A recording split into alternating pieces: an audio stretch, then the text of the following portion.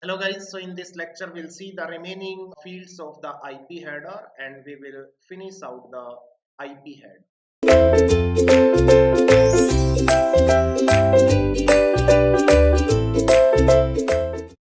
Okay guys, so we already covered first row as well as second row. Now we'll see third row. In third row you can see three fields are there: TTL, then protocol, and last one is header checksum. After that we'll see source IP and destination IP, isn't it? Okay, so let me see one by one. So TTL field, this is of 8 bits. TTL stands for time to live, isn't it? So this is very important, we can say that. Yes, let's say one network is there, one router, this is another router, this is another router. So whenever, let's say, we go to the first router to the second row, then this is known as one hop. Then second to third one, we can say that is second hop. So in this manner, here we can say that two hops are there. So two links are there, isn't it? So that is the meaning, isn't it? Means going to one, we can say that router to another, that is considered to be one hop, isn't it? So sometimes what happens, let's say this is source and this is router, this is one more router, this is one more router, let's say this is one more router, isn't it? Next one, let's say this is one more router and this is destination, isn't it? So this one is destination. Now you only tell me guys, yes, let's say, yes, one datagram is starts from source and come to this particular router. And sometimes what happens, we'll see later, sometimes there will be a possibility that some entry get we can say that filled with the wrong values in routing algorithm, isn't it? So we can say that in routing table, yes, sometimes it happens that some entries wrongly filled. That means we can say that we can say that the network get collapsed. What does it means? That means if any entry is set wrongly, isn't it, by mistake, yes, in routing tables, then the decision will be taken accordingly, and there will be a possibility that that particular datagram or packet may go to the wrong path, isn't it? So let's say, yes, this particular packet go to this router, then this router, then this router, then this router, and because of wrong entries, there is a possibility that this packet is inside one loop, isn't it? So it will be inside one loop because some entries are wrong in routing tables, isn't it? So because of that, we can say that for how long it will be circulating inside the loop. After some time it must be discarded because it is we can say that wasting the entire bandwidth, and we can say that various resources are going to be wasted, isn't it? Okay, so what happens during the transmission of any datagram? Yes, TTL field is set. Let's say TTL field is set, that is, let's say 16. That means after 16 bits, we can say that after 16 hops, this packet will be discarded. That means maximum hops are allowed to that particular datagram is what, 16, isn't it? So we can say that maximum hops allowed to that particular datagram is 16. Sometimes it could be 32, isn't it? It will depends on the sender, and software will set this TTL value accordingly, isn't it? So whenever data packet goes to the router, then this TTL will value will be decremented by 1. And if it is going to the next router, then that next router will also decrement it by 1, and so on. Whenever this TTL value becomes 0, then that particular packet will be discarded. Let me Take one example. Let's say this is source, this is one router, this is another router, this one is another router, this is destination. Let's say TTL value is set by the sender is 3. So whenever this packet will go to this router, this is decremented by 1, so it becomes 2.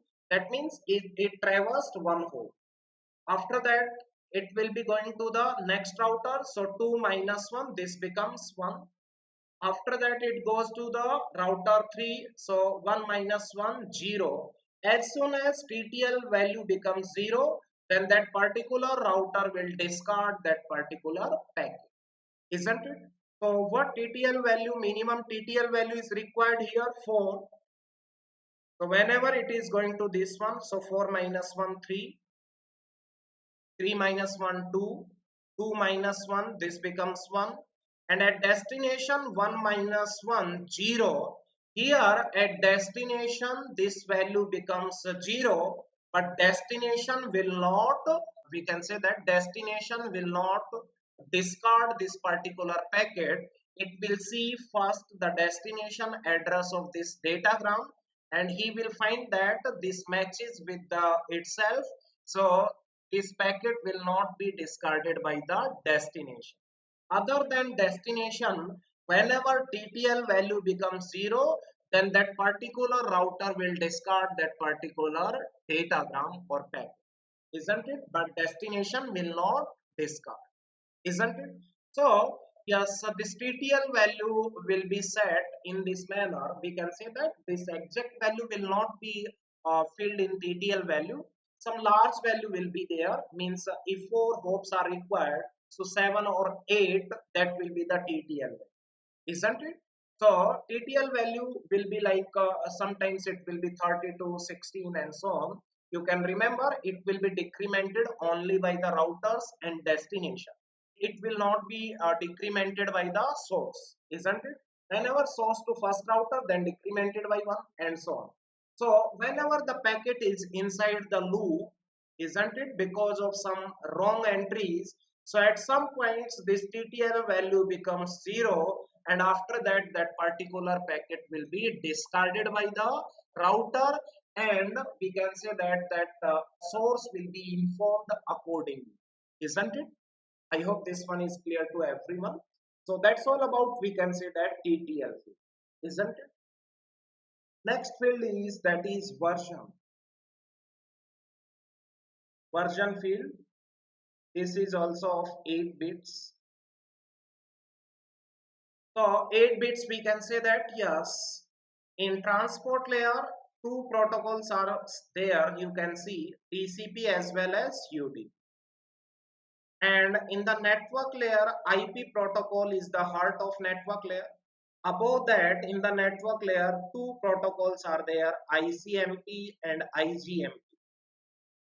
So we can say that any packet can use either TCP or UDP, or after that ICMP or IGMP. And IP is, yes, this one is IP. So whenever any packet come to the, yes, network layer, then this field version will indicate whether this particular packet is using TCP or UDP or ICMP or IGMP. That will be indicated by this particular field, that is version field, isn't it? So be careful, nothing. Next field, if we see, that is, we can say that header checksum. This header checksum is checksum only for header, isn't it? Because for data, the checksum is already provided at the transport layer. So here checksum is only for header.